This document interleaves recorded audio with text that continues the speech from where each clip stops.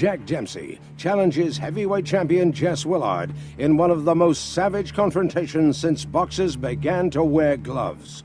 Toledo, Ohio, 4th of July, 1919. Jack Dempsey, a sensational young tiger with amazing speed and two murderous hands.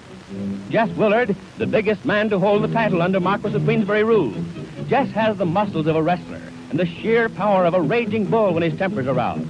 He stands 6 feet 6 inches in height and weighs 240 pounds. His great arching chest measures 56 inches. Though half a foot taller and 50 pounds heavier than his rival, the tall pine of the Potawatomi is rated only a 5-4 favorite over the Manassas Mauler. The 70,000 spectators pack around the ring in the blistering sunshine.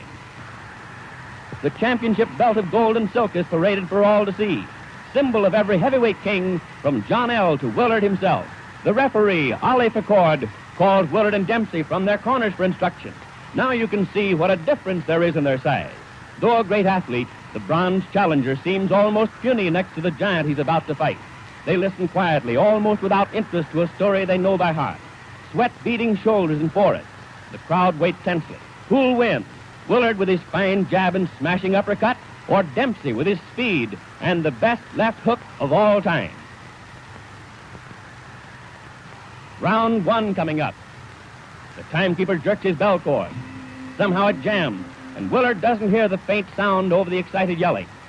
He pauses, looks around, puzzled, doubtful. Say, what's going on around here anyhow? Where's the bell? There it is. So the big fight begins, and Big Jess moves easily into action. The mahogany-hued Dempsey circles, moving in and out with cat-footed quickness.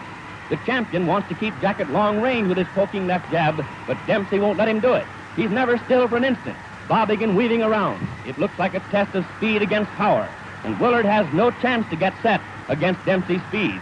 At such a pace, there's a lot of missing and a lot of clinching. It's bound to be that way, but it's only a warm-up so far.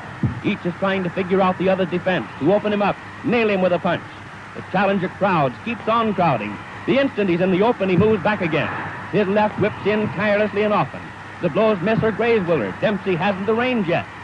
Jess holds whenever he can, but that's Jack's meat.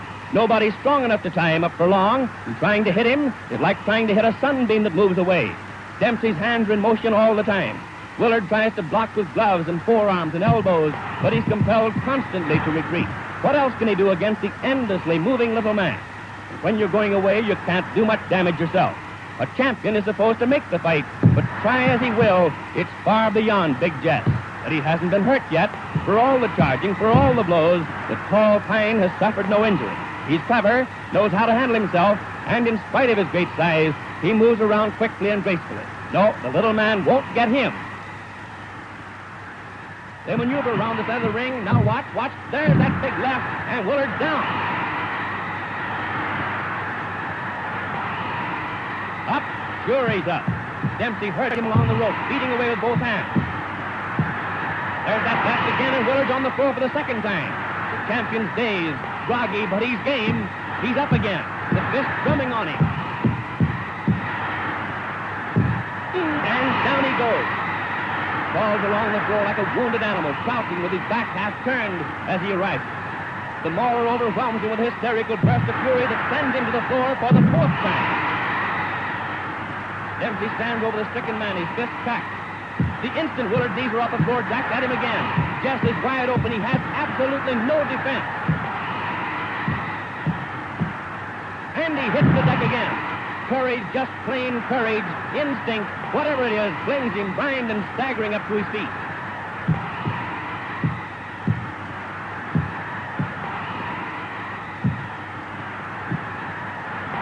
Willard reels around the ring, powerless, with Dempsey pumping rights and lefts into him. Clear across the opposite corner, and there he's taking it again. How can the man stand it? And there he falls, his gloved hand feeling for the rope, trying to hold himself up. Then, painfully, he drags his racked body to a half-erect position. But a right smashes into his side. Other rights crash to the head, and Willard collapses into a sitting position, dazed and helpless, after the most murderous beating a man ever took in the ring. And there's the bell. But no one hears it. Dempsey turns away. He seems doubtful, puzzled. Turns, and others rush jubilantly into the rope square. It's all over. The quickest heavyweight knockout on record. Jack hurries out of the ring to avoid the crowd. But the timekeeper and referee Ollie Pickard are yelling that it's not over. The bell had sounded before Big Jess was counted out. Where is the challenger anyway? Willard's chief second, Walter Monahan, and the other handlers have leaped into the ring to bring their man too. The champion seems helpless, but technically the fight is still on.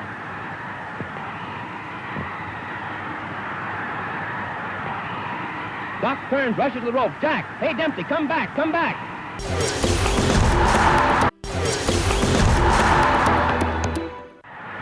1-2 and the bell sounds again. Amazingly enough, Willard rises for the second round. Beaten as no man ever has been, he advances into Dempsey's raging fist. He jabs as though any jab could keep that tiger away from him. With all his wearied, broken body, Jess does his best to keep going.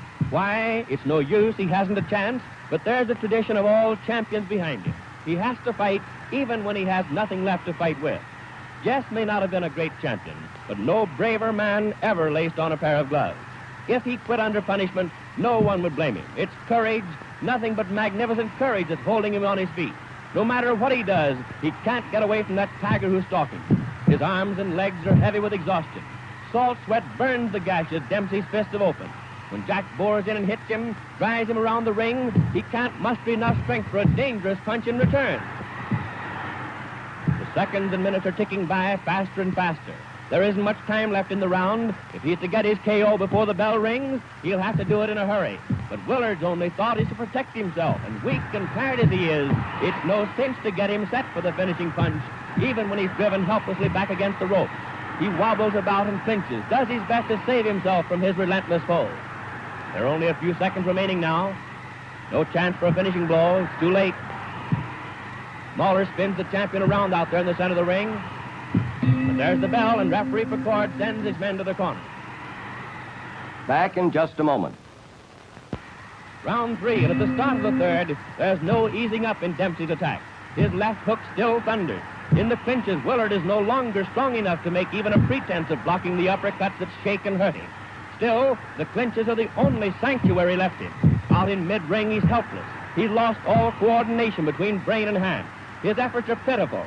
He was big and good-looking and smiling when he came into the ring. Now he's a lurching, tottering wreck of a man. Dempsey beats at him, in the body, shifting his attack for a moment from that pitiful face. A new champion's being born here, born in the torrid heat among the yells of 70,000 spectators, born in blood and effort and pain. It's bad for Willard, taking the hammer blows of the ring's greatest puncher, but it's no picnic for the man who's winning either. His lungs strain, his heart beats in his throat, his arms are like lead, but still he carries on that deadly attack. He pours leather at the giant who should have gone down long ago, who would have gone down, but for the heart of a lion and the endurance of a buffalo. Even the spectators are beginning to flinch at the sight. This is no fight, it's a slaughter, a massacre. Big Jess has no more chance than a babe in arms. Look at the heavyweight champion of the world. His face is pounded almost to a pulp.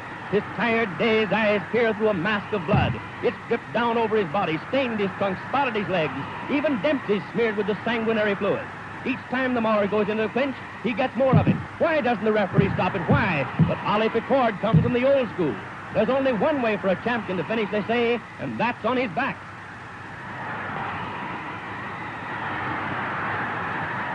But the bloody, half-blinded Willard won't go down, not even when the tiring Dempsey's blows stagger and hurt him more and more. And again the seconds are running out. The round's nearly over. And the impossible has happened again. Big Jess has lasted through this another murderous round with this roaring Dempsey.